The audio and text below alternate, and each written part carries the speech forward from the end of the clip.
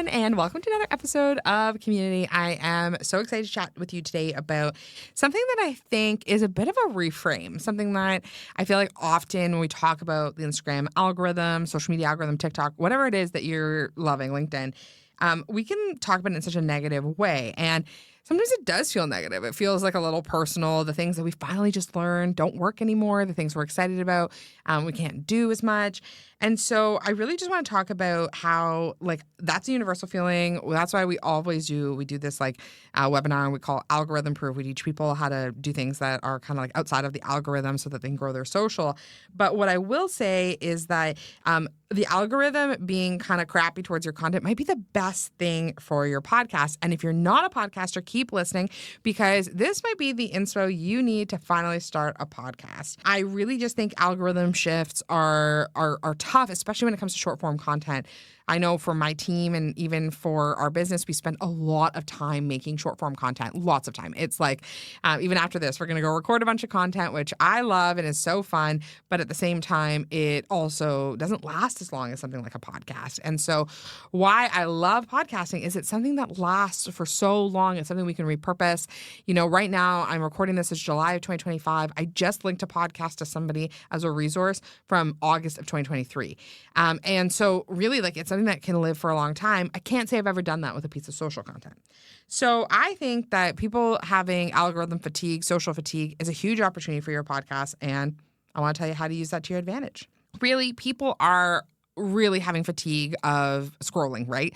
People are having trouble making reels, keeping up with trends. Do they know trending audio? What can they do? LinkedIn carousels, like whatever it is that you're trying, it can feel really overwhelming, and that often leads to burnout. We see this often with our clients. Like sometimes they'll just pause because they don't want to show up on social for a bit. And if that's the case, it's because often that they are burnt out. And really, I think people are craving that meaningful, deep content. They're craving that connection. I know for myself, when I'm making big purchasing decisions and I'm deciding, okay, I really want to be in this person's mastermind. I really want to, go to this person's event. I really want to connect with this person. I am listening to a few of their podcast episodes. I'm getting in really deep. I'm not going to look on their Instagram to see what they're posting. I might watch their stories over time, but really I'm looking for that deep, meaningful stuff. And that is a great place, is a podcast. And people are looking for long form content and they want real, thoughtful conversations. So not just a little clip. And podcast clips do work really well, but people don't like to change platforms. So when you have an engaged podcast audience, it makes such a big difference and can really help you, grow your business. But you have that loyal kind of fan base of people who listen to this podcast. Every week I hear from people. They listen to every episode. If you're one of those people, let me know. They listen to every episode. They love my interviews. They like the solos. They love me and Maria. They think this is really fun. They think this is really funny, whatever that is. And they use the podcast as a way to get to know us before they make a purchasing choice. And so I think, yes, social has been a huge part of our growth, but our podcast has also been a really meaningful tool. The next is that, there is an oversaturation of short form content. So lots of Instagram users, more content posted. It feels like everyone's a 7-figure entrepreneur. Everyone's an 8-figure entrepreneur. Everyone has a yacht. And the same amount still being consumed, like even with more that's coming out. And there's less competition on podcasting. There's a stat out there. I don't know it off by heart, but it's like if you get more than like 10 episodes out there, you're like in the top, like I think it's like 50% of podcasters. Like that's nuts. I am well into, I think, like over 250 episodes of my podcast. I wouldn't be close. I wouldn't be surprised if I'm close to 300. I love podcasting as a form of connection, and it really has been an opportunity for us to really stand out because people are listening and people want to be part of it. But it might feel like, especially if you're an entrepreneur, that like everybody has a podcast. But you have to remember, you're the exception, not the norm when it comes to that in terms of podcasting. Not everyone has one. Not everyone's getting too far. And you can do podcasts in many different ways. It can be something, that you produce and you outsource. That's something we help people with. It can be something you do by yourself, like whatever it looks like. But you are the exception, not the norm if you have a podcast. And so that you can't say the same thing about social. The other thing is that we're seeing a decreasing views on Reels and Stories. And the Stories piece, definitely something I'm going to address in another podcast because, there are a few hacks that you can do that would help, grow your story views a little bit. And they're kind of interesting. And I actually don't think story views are like end all be all, but, we're seeing decreased views on Reels and Stories, but like a bit of an upward trend when it comes to podcast downloads. And I think it's because people are looking for more purpose. That being said, instead of looking for views and fighting for these real views, really just work on building your loyal listeners, right? Like if people are choosing you every time they go for their podcast, that's 30 minutes, 40 minutes, 45 minutes, 10 minutes, 5 minutes, whatever it is, that they're choosing you to listen with, like choosing you to listen to, right? So if that's the case, that is a huge commitment. That's like someone coming to your event. I don't take it lightly that, right now we're sitting in July. We have over 130 of our tickets sold for our High Vibe Women event in October. Like that's amazing. We're so excited about that. I don't take that lightly. If it's a priority for us to be growing our High Vibe Women community, I know that loyal listeners are part of that, right? I know that many of our High Vibe Women community, they are the people who download our episode every single week. They're the people who are so excited about every single episode. They're the people who message us. When Maria and I do ones in particular about High Vibe Women, there's a lot of like joy around that. And I don't have to fight for the algorithm for real views where I'm like, hey, are you going to see that we announced the speaker? Are you going to see this? You see a lot of that in our podcast. You're on the inside scoop, which is really what you want to be creating. It's that like insider feeling that you can't do with Reels, that you can't do with stories even sometimes.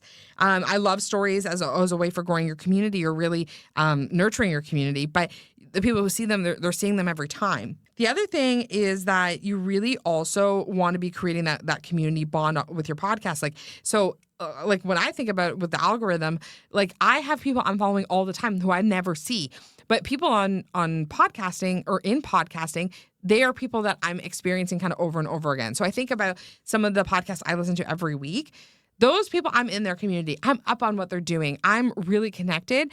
I'm not waiting to hope to see them on Instagram or waiting to hope to see them on TikTok. The other piece is that you could use your podcast endlessly for social. And this is something I think people really under leverage, like they don't do a great job with this, is that people will often, not make enough clips about their podcast. And you can use like Riverside AI, you could use Opus Clips, like to make clips of your podcast. That's no problem. We do that sometimes, I would say, but really for us, it's like we try to find that like impactful power punch moment. We sometimes make, you've definitely probably seen them. We make, little mashup reels of like kind of the most impactful parts. Like we love that. But it's because often with podcasting, we get to make all of our content kind of almost for a month, kind of in one go. Our team gets together for like we did today, half the day. I do most of my social content there, and then we're able to clip it up.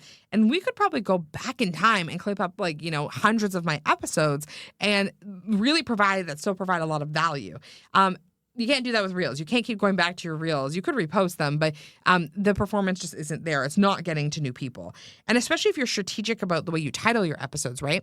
One of my episodes is about email marketing. It gets downloaded all the time because I teach people about how to do their email marketing, right? And that has kind of stayed the test of time over these last few years. The other piece is that one great episode can turn into clips and even quotes or even written content. Like you could take actual, my friend Rochelle does a beautiful job with this.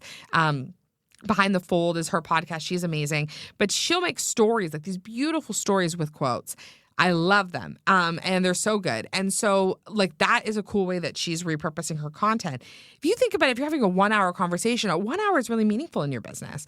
And so being able to reuse that makes such a big difference. And then the other piece is that you don't have to worry about algorithm anxiety when it comes to podcasting. And really, it's like if you're feeling that shift away from short form content, you don't have to worry about the algorithm. You're just worrying about getting in front of new people. I'll definitely link an episode where we tell you how to get more listeners for your podcast, things that have worked for us. We've almost doubled our numbers this year, which have been really, really great. But you don't have to worry about the algorithm. I know people who are like not posting on social and basically only doing a podcast. And that makes a huge difference. Like when, you're promoting your podcast, you really want to like probably have some platforms that you are promoting on it, but they're going all in on, maybe one platform.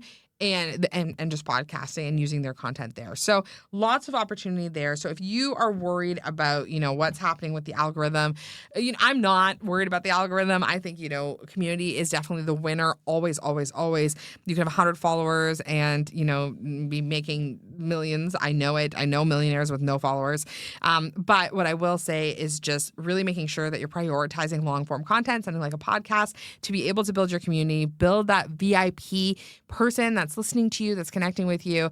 And you'll see, I know that it yields amazing results. So let me know if, this has changed your perspective on podcasting. Maybe you have podcasting dreams. Would love for you to message me telling me what you think your podcast is going to be about. And can't wait to see how you keep on building your community.